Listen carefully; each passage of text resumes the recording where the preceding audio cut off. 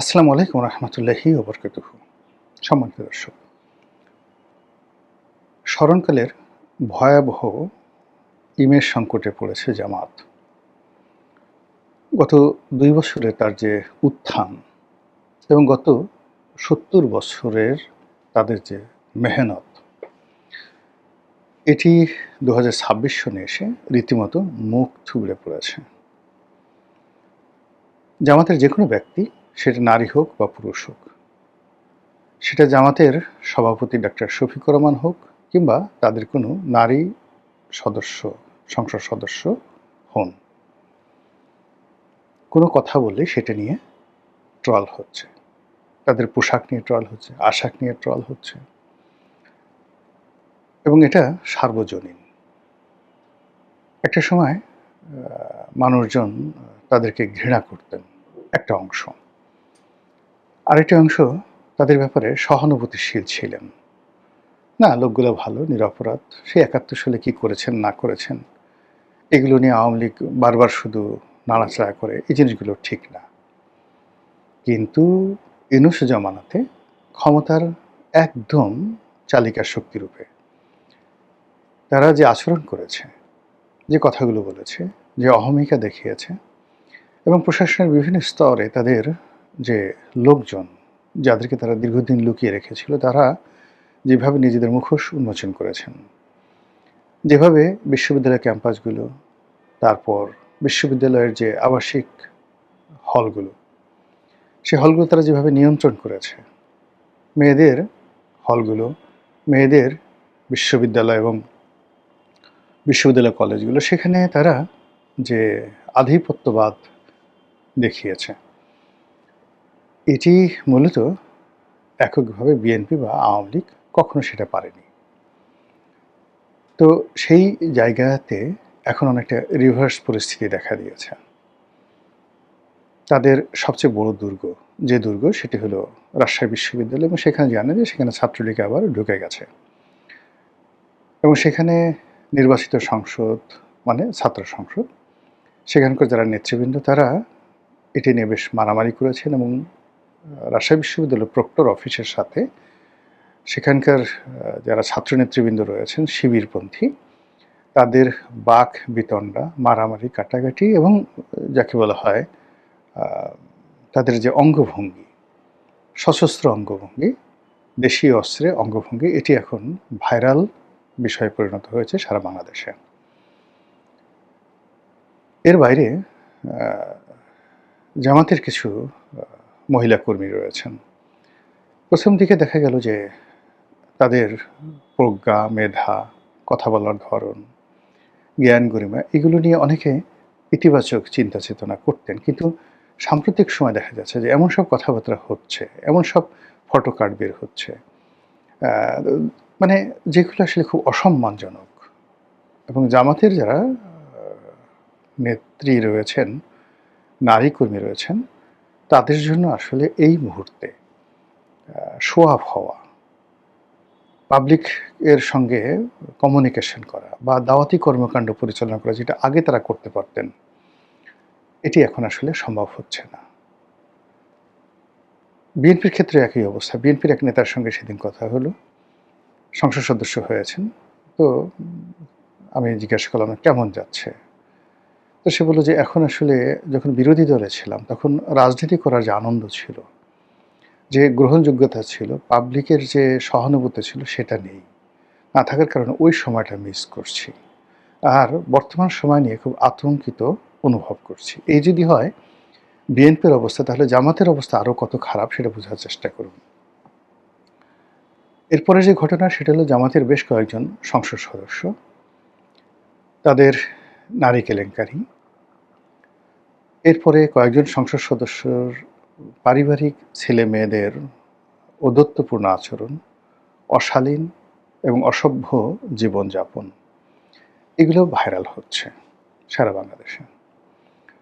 তারপর জামাতের যে যারা বক্তা রয়েছেন, তাদের বেশ কিছু বক্তব্য, কর্মকাণ্ড ইদানিংকালে এতটা, যাকে বলা হয়, মানুষের বৃতৃষ্ণার কারণ হয়ে দেখা দিয়েছে যে মানুষ যখন জান্নাতের টিকিটের কথা বলা হয়, সঙ্গে সঙ্গে অর্থাৎ শেখ কামালের ব্যাংক ডাকাতি বা বাকশাল বা ৭৪-এর দুর্ভিক্ষ যেভাবে আওয়ামী লীগকে বিপর্যস্ত করছে এখন পর্যন্ত, বা যেভাবে খাম্বা, হাওয়া ভবন এই শব্দগুলো যেভাবে বিএনপিকে ভীষণ রকম যাকে বলে একটা নেতিবাচক অবস্থায় ফেলে দিয়েছে।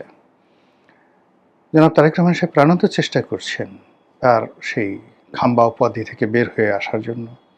নানা রকম মাধ্যম থেকে খাম্বা আসলে কারা, ওই সময় ব্যবসা কারা করেছে ইত্যাদি ইত্যাদি প্রচণ্ড যাকে বলা হয় শক্তিমত্তা নিয়ে প্রচার করার চেষ্টা করছেন তিনি নির্দোষ এবং তিনি যে আসলে একজন ভদ্রলোকের সন্তান, হ্যাভিং এ ব্লু ব্লাড, বংশগতভাবে তিনি, তার মা, তার বাবা ভদ্র, কম কথা বলেন, মার্জিত, এই বিষয়গুলো এস্টাবলিশড করার জন্য একের পর এক ম্যাটিকুলাস ডিজাইন নিয়ে তার যে PR team, public relation team দিন রাত কাজ করে যাচ্ছেন। প্রতিদিনই একটা না একটা ঘটনা ঘটছে বা ঘটানো হচ্ছে, আমরা বলতে পারি না। যেমন দেখা গেল প্রধানমন্ত্রীর গাড়ির সামনে একজন লোক পড়ে গেল, একটা মহিলার সামনে চলে এলো, উনি গাড়ি থেকে নামলেন, তার সঙ্গে কথা বললেন, মিডিয়াতে খবর। প্রধানমন্ত্রী নতুন করে অনুষ্ঠানে গেলেন, মেয়েরা সেখানে দৌড় দিল, একটা মেয়ে সেই দৌড়ের মধ্য থেকে এসে প্রধানমন্ত্রীর সামনে এসে দাঁড়িয়ে গেল। এটি কি সাজানো? ওই মেয়েটা এত কিছুর মধ্যে সে আলাদা, সে কি করে সাহস পেল?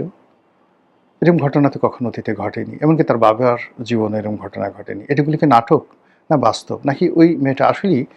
এরকম অনেক কিছু ঘটছে, কিন্তু বিএনপির পক্ষে যেভাবে প্রচারণা চালানো হচ্ছে, তিনি মেয়েটাকে দেখে দাঁড়িয়ে গেলেন, মাথায় হাত বুলালেন। মেয়েটা ঠিক অনেকটা দৃঢ়তা নিয়ে, একেবারে কিশোরী মেয়ে, পিছনে হাত বেঁধে পিএমের সামনে সিনা উঁচু করে দাঁড়িয়েলেন।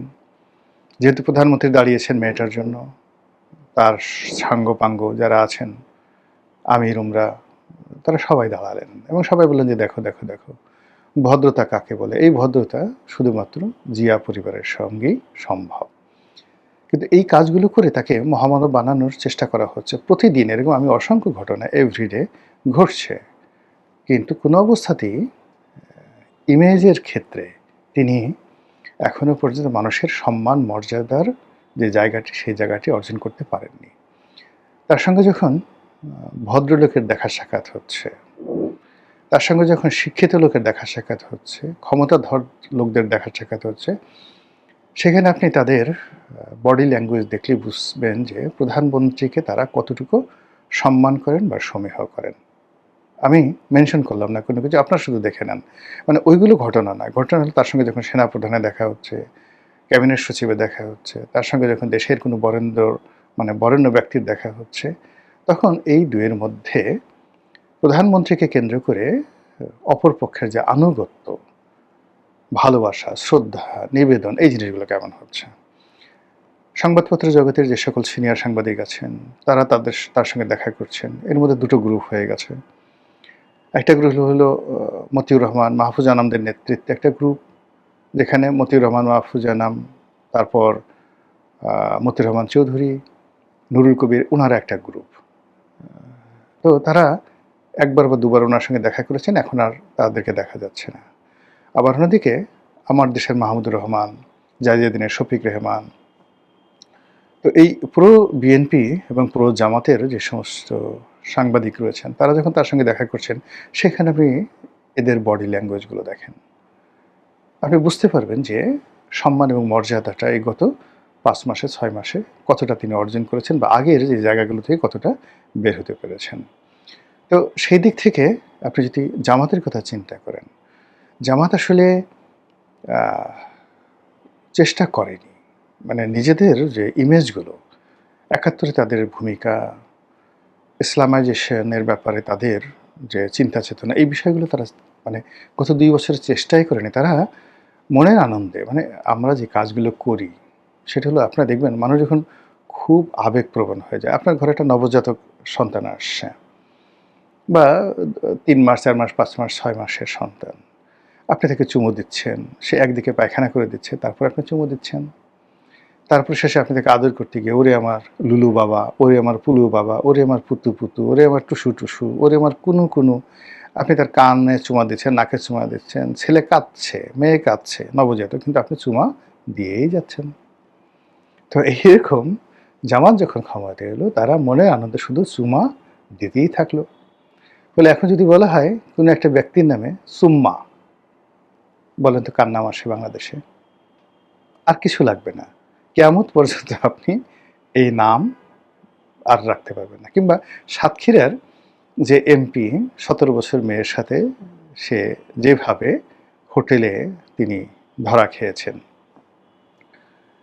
এ দৃশ্য আপনি কিয়ামত পর্যন্ত দূর করতে পারবেন না। আবার ওই যে জান্নাতের টিকেট, এটা নিয়ে যে ন্যারেটিভ তৈরি হয়েছে, সেই দিক থেকে আপনি কোনো অবস্থাতেই এই বদনামগুলো আপনি দূর করতে পারবেন না। এর বাইরে জামাতের A team, B team, C team. এখন জামাতের সাথে যারা আছে, সেটা এনসিপির যারা লোকজন আছে তাদেরকে সবাই বলছে এরা জামাতের লোক। এবি পার্টির যারা লোক আছেন তাদের সবাইকেই বলছে এরা জামাতের বি টিম বা সি টিম। এরপরে অন্যান্য মানে আরও নতুন নতুন মুখ, অদ্ভুত অদ্ভুত চেহারা, অভিব্যক্তি, কথাবার্তা, যেগুলো জামাতের দীর্ঘদিনের যে পরিবেশ পরিস্থিতি সেগুলোর সঙ্গে যায় না। এখন জামাত বলতেই তাদের মধ্যে মানে রুহানি আমির হিসেবে বা রুহানি প্রধান হিসেবে পিনাকি ভট্টাচার্যের নাম চলে আসে। জামাতের সবচেয়ে প্রভাবশালী যাকে বলা হয় সেনাপতি, কমান্ডার ইন চিফ বা মার্শাল, আপনি যদি ধরেন তাহলে ইল্লু ইল্লু চলে আসে। ইল্লু মিন্স জামাতের প্রধান সেনাপতি, এবং জামাতকে বলতে গেলে ইল্লুই বাঁচিয়ে রেখেছে, এরকম একটা ভাবসাব। তারপর ইল্লুর যারা ভাই ব্রাদার আছেন, কেউ হয়তো ব্যারিস্টার পদবি, কেউ হয়তো বিভিন্ন পদ পদবিতে আছেন, এদের পোশাক আশাক কথাবার্তা মানে আমাদের সমাজ খায় না। বাঙালির মানে এই সমাজে মানে জামাত সামনের দিকে এরকম তো 10-12 জন এই প্রজন্মের যাদের বয়স 50-এর নিচে, সেরকম ইল্লু বিল্লুদেরকে তারা নিয়ে এসছে। এদেরকে আমাদের সমাজের যারা খেটে খাওয়া মানুষ, রিক্সাওয়ালা, মুটে, মজুর, নাপিত, ধোপা, মেথর, আপনি যদি এদের সাথেও মানে এদেরকে বসিয়ে দেন, ওই লোকগুলো মুখ ফিরিয়ে চলে যাবে যে এদের সাথে বসা যায় না, এদের সাথে কথা বলা যায় না, এরা বেয়াদব, এরা অপদার্থ, এরা চরিত্রহীন, এরকম একটা ন্যারেটিভ তৈরি হয়ে গেছে। আর ঠিক সেই সময়টাতে দেশে কার্যত এই মুহূর্তে জামাত একেবারে বন্ধুহীন। আপনি এনসিপির বেশিরভাগ লোক মানে যারা এনসিপিকে অর্গানাইজ করেছে, এখন সেই এনসিপিটাই মূলত এখানে কেউ বলছে, এখন এদের মধ্যে দেখুন যে এক গ্রুপ বলা হচ্ছে যারা আওয়ামী লীগের গুপ্ত, স্পষ্টই নাহিদ এবং সার্জিসকে, নাহিদ না মানে এখানে হাসনাত আবদুল্লাহ এবং সার্জিসকে আওয়ামী লীগের গুপ্ত বলা হচ্ছে, নাহিদকে বলা হচ্ছে শিবিরের গুপ্ত, মাহফুজকে বলা হচ্ছে হিজবুত তাহরিরের লোক। তো এইভাবে এনসিপি এটা মাল্টি যাকে বলা হয় শঙ্কর প্রজাতির একটা দলে পরিণত হয়েছে, এবং সেই দলটিকে যখন জামাত ওন করেছে, জামাতের আসলে ক্ষতি হয়েছে, আবার এনসিপিরও কিন্তু ক্ষতি হয়েছে। ফলে এটা আগামীতে তাদের জন্য একটা আযাব এবং গজবের কারণ হয়ে দেখা দেবে দুটো দলের জন্য। আবার এই নির্বাচনে জামাত থেকে বের হয়ে এসে এই যে এবি পার্টি যখন গঠিত হলো, প্রথম দিকে তাদের একটা স্বতন্ত্র বৈশিষ্ট্য ছিল, কিন্তু গত নির্বাচনে জামাতের সাথে ঐক্যবদ্ধ হওয়ার ফলে জামাতের যে উপকার হয়েছে বা এবি পার্টির উপকার হয়েছে কেউ বলতে পারবে না, নো ওয়ান। কিন্তু এই দুটো সংগঠনে কিন্তু 12টা বেজে গেছে। জামাত এনসিপিকে মানে এবি পার্টিকে বিশ্বাস করে না, এবি পার্টিও জামাতকে বিশ্বাস করে না। এখন আর টোটাল যে জামাতকে কেন্দ্র করে যে 10টা না 11টা দল আছে, তাদের সঙ্গে আর যা হোক বিএনপি জোটের কোনো সম্পর্ক নেই। অন্যদিকে জামাতে যে সকল বন্ধু ছিল দেশের বাইরে, পাকিস্তান, চীন, তুরস্ক, সৌদি আরব, এই দেশগুলোর সাথেও তাদের সম্পর্কটা আগের মতো নেই। সব মিলিয়ে এই যে সময়টা যাচ্ছে 2026 সনের জুলাই মাসের শেষ সপ্তাহ, আগস্ট মাস ভয়াবহ, ভয়ালো, শোকার্ত আগস্ট মাস সামনে। তারপরে সেপ্টেম্বর। কেমন হবে জামাতের রাজনীতি? জামাত কিভাবে সাস্টেন করবে? কিভাবে ঘুরে দাঁড়াবে? এটাই এখন দেখার বিষয়। মহান আল্লাহ আমাদের সবাইকে হেদায়েত দান করুন, হেফাজত করুন। আসসালামু আলাইকুম ওয়া রাহমাতুল্লাহি ওয়া বারাকাতুহু।